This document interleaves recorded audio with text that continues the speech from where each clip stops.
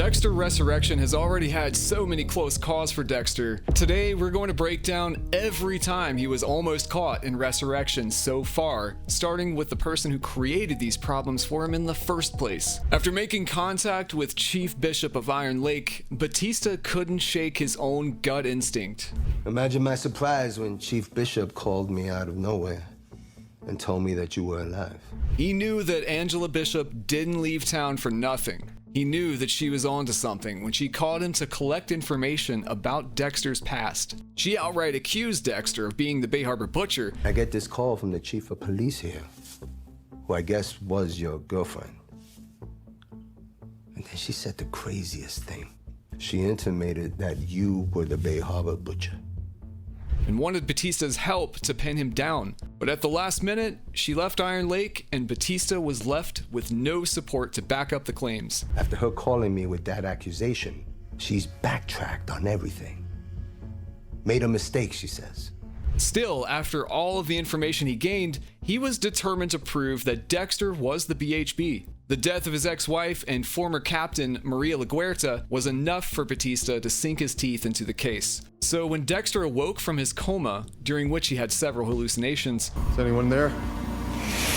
Surprise, motherfucker. he started physical therapy. And after one session, he returned to his room to find his old friend, Angel Batista, waiting for him.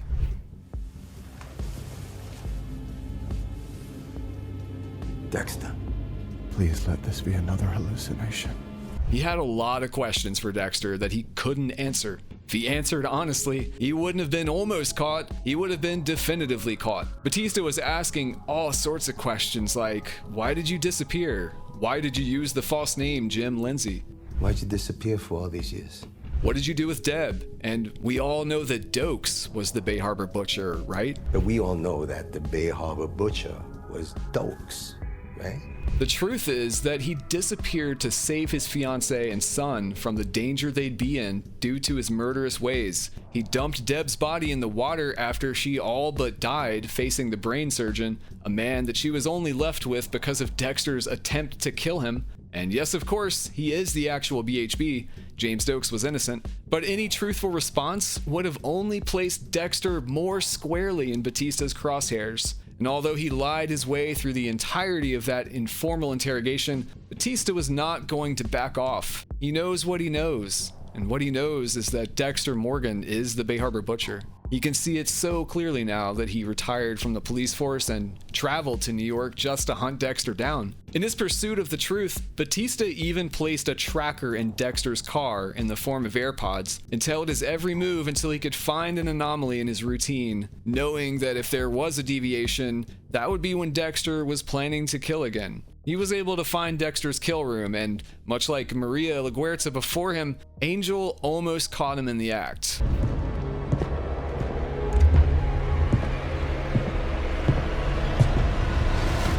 Kill me!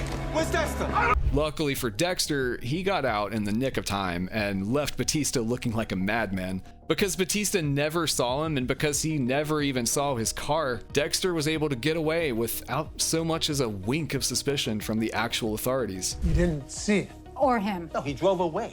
I didn't see him, but I was this close. Still, he was right on the edge of being wrapped up in yet another controversy. And although Batista was hot on Dexter's tail and may have wanted to catch him, even people who didn't want to catch him almost have. Before Batista ever arrived, Teddy Reed came to see Dexter. All of the pieces should have been aligned for him, but his chief of police, Angela, ran away, leaving Dexter with an alibi that was questionable at best. If Teddy had been interested or smart enough, he could have caught Dexter. The truth is that with the resources available in Iron Lake, as limited as they were, Teddy could have gotten to the bottom of Logan's death. Even Dexter knew that. He expected to be arrested when he saw Teddy. He wondered why he was not already in police custody, as we all did. It would only make sense that he should be, given his behavior before leaving Iron Lake proper. Killing a cop and breaking out of jail, Dexter should have had a few questions to answer at the least. The trajectory of Logan's gunshot should have raised suspicion, and had Teddy actually investigated any further, he would have recognized that despite what Angela said, Dexter was responsible for Logan's death. That is all it would have taken for Dexter to find himself behind bars again. In that way, Teddy was on the brink of catching Dexter. Again, Dexter is lucky to escape police involvement, but he hadn't quite evaded it just yet. When he arrived in New York City, he found himself in the muck yet again by way of Claudette Wallace. Claudette only knew Dexter through tangential avenues. Since the death of Ryan Foster, she had been tracking the movements of his son, Harrison. But after Batista came to the city and conferred with her, she became focused on Dexter's involvement in everything. Angel's theory made so much sense that Claudette was bordering on obsession with figuring everything out. She started researching everything that pertained to Dexter and his son. Even when Dexter's ploys made it difficult to rationalize, Batista asked her to trust her gut, just as he has been when it came to the case of the Bay Harbor butcher. She is fixated for a moment when she sees Dexter enter the room as she gave a lecture at the school Harrison's hoping to attend, and she tells her partner Detective Oliva that she's too busy to attend Prater's upcoming gala honoring law enforcement, making him curious with what. It was with the BHB case. Angel tracked Dexter to his kill room and immediately called Claudette to investigate, but when she and Oliva arrive, there is no trace of Dexter or a victim, making Batista appear crazy and overzealous. That can relate to that. She looked the same way in her pursuit of the New York Ripper. She wasn't about to be led astray that way again. Detective Oliva already pointed out that Claudette's obsession with the Ripper almost cost her her job, yet she wanted to solve the case with Batista anyway. She even went as far as to call Miami Metro, but when she reached Detective Joey Quinn, Angel's old colleague, she learned that Batista was no longer an active law enforcement agent. He'd retired, and that was essentially the end of her investigation into Dexter. Maybe Harrison was guilty, but even that seemed unlikely because Ryan Foster's watch was found in Mia LaPierre. Lady Vengeance was found in Mia LaPierre's rental apartment. We know that Dexter planted it there, but she couldn't be sure. After seeing Batista act crazy, planting a tracker in Dexter's car without a warrant, drawing her to a location with less than reasonable proof,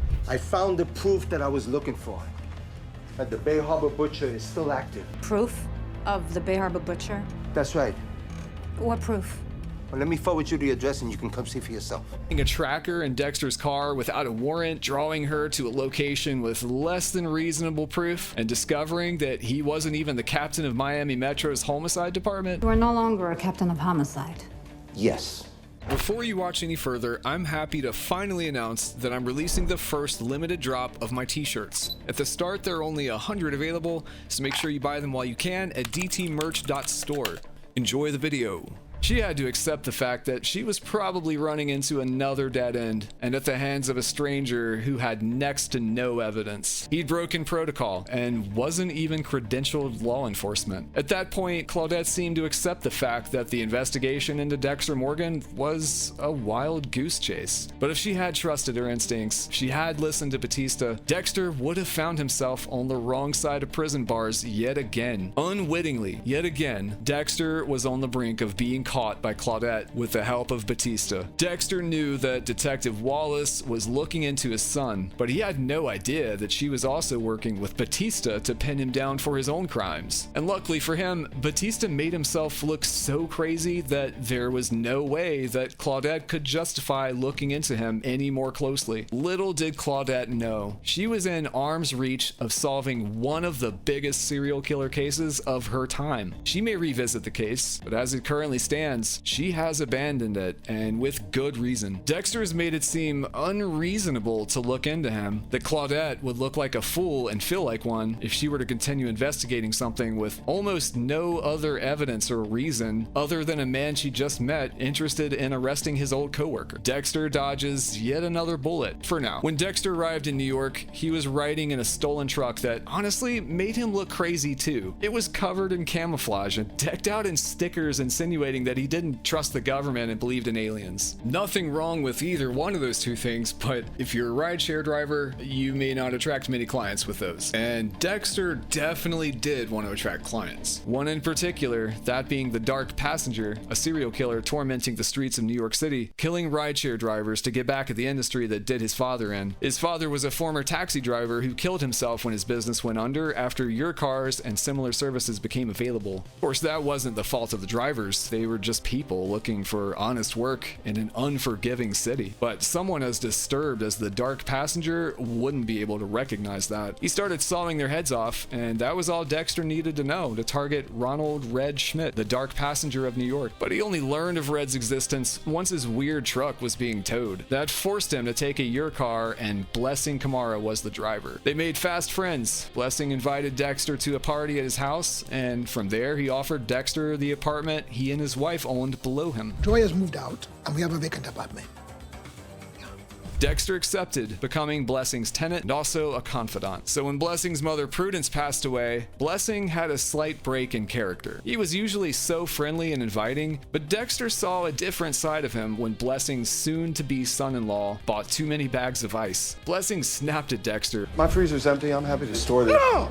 Realizing the error of his ways, he came down to apologize to Dexter for losing his cool. Little did Blessing know, Dexter had just taken care of one half of the Gemini killers and put him in the bathtub to hide his rotting corpse. After he finished venting to Dexter, Blessing asked for a pain reliever, and Dexter pointed him to the bathroom.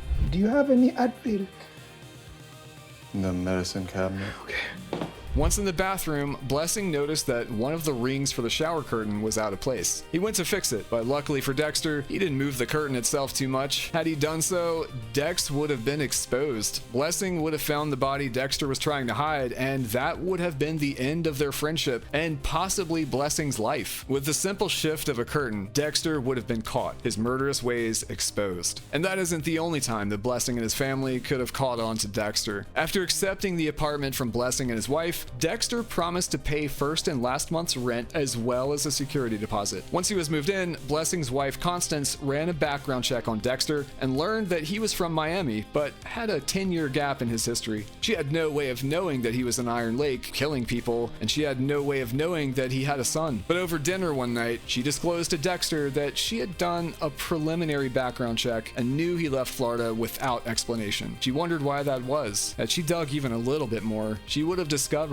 that he had a son, Harrison, and was supposedly dead. She would have seen that he assumed the false identity of Jim Lindsay and fled Miami after being a suspect in a serial killer investigation. It was all online. Detective Claudette found everything about Dexter and his past that way. Blessing's wife could have easily found out the information that would have protected her and her family from having a person like Dexter in their midst. There is no telling what will happen to Blessing's family now that Prater is on to Dexter's deception, and had Constance looked further into him initially, it would have probably saved them a lot of trouble. But this is just another instance of Dexter almost being caught, and it isn't the last. Dexter was almost caught again by one of Prater's serial killer entourage. After following one of the Gareths to the bookstore and discovering a note that he left for his brother, Dexter was being tailed. He is usually able to detect that sort of thing, but perhaps in this preoccupation with his son and Prudence's death, he was distracted. Whatever the case, Dexter didn't realize he had been tracked. When he arrived at the apartment, Gareth was there waiting for him, wondering why he'd taken the note he left in the bookstore for his brother. Dexter played it off and gained the upper hand by spiking his enemy's drink with M99. But the fact that Gareth found Dexter's house means that he was already close to figuring out Dexter's true identity. Dexter is lucky that Gareth isn't a talkative one, because if he had gone up to talk with Blessing or a member of his family, he would have figured it all out. Batista was able to get into Blessing's house and dance with him after just one short conversation. Gemini could have done the same if he was the extroverted type like Lowell or Al, and that would have let him know everything he needed to know. For Dexter to be tracked down to his apartment, put on the spot, and interrogated by Gareth in that way shows that he has to stay on his toes. He is always on the verge of being caught up in one mess or another. At every turn, someone is trying to catch him in a lie, committing a crime, or running from one. He can't seem to catch a break. Again, of course, Dexter got the jump on Gareth, but it's only a matter of time until he doesn't manage to do so. In fact, he's already found himself in such a mess with the last person who was thought to tell him, Leon Prater. After infiltrating Leon's group of serial killers, Dexter put himself and his son in a very precarious situation. As Dexter soon learned, Leon Prater is not the one to play with. Dexter killed the dark passenger, stole his identity, and used it to enter the gathering. But to think it would be that easy to play Prater would be foolish. With the reach Prater has and the staff he keeps on hand to protect protect him, it was only a matter of time before he was wise to Dexter's deception. After Lowell's disappearance, Mia's imprisonment, and the murder of Gareth right in front of everyone that remained, Charlie was growing wise to the game. She knew that something wasn't right. She questioned Dexter right there on the spot and didn't believe the cockamamie explanation he gave. Had Leon listened to her there and then, he would have been safer, but he liked Red and ordered Charlie to put the gun away. But if it is Charlie's job to keep Prater safe, she won't stop until she is stopped. She told Leon that Red was a liability and took the steps to prove it. By the end of episode 8, she delivered definitive proof that Dexter was hiding something and wasn't who he claimed to be. He may be caught, he may not be, but tricking or lying to Prater isn't something anyone with sense wants to be caught doing. Prater came upon Dexter having dinner with a son he never disclosed, and now it's unclear what his next move will be. He may be understanding, impressed, infuriated, or otherwise. Either way, Dexter is either caught or nearly caught, and it will take quite a bit of manipulation to get Leon back on his side. If he can't manage to do that, he won't be nearly caught. He will be in a very tight bind. To protect himself, his son, and his freedom, Dexter will need to be quick on his feet, because unlike Batista, Claudette, and Blessing, Leon has the means, motive, and opportunity to take Dexter out if he does catch him in his lies, and he won't hesitate to do so. The truth is that in his older age, Dexter is losing a step or two, and with so much on the line, he can't afford that. Too many people are too close to discovering his secret, and if he isn't careful, one of these people who have almost caught him will catch him. The stakes are high, and the pressure is rising. He is fielding more threats in this season than he ever has before. We can only hope that he finds a way out, and while we can trust that he likely will, the tension is so great that it seems next to impossible. He's pulled off the impossible before. Let's just pray that he does it again. If you liked this video, make sure to check out our analysis of why Prater vs. Dexter isn't even close. Thanks for watching, and remember to subscribe.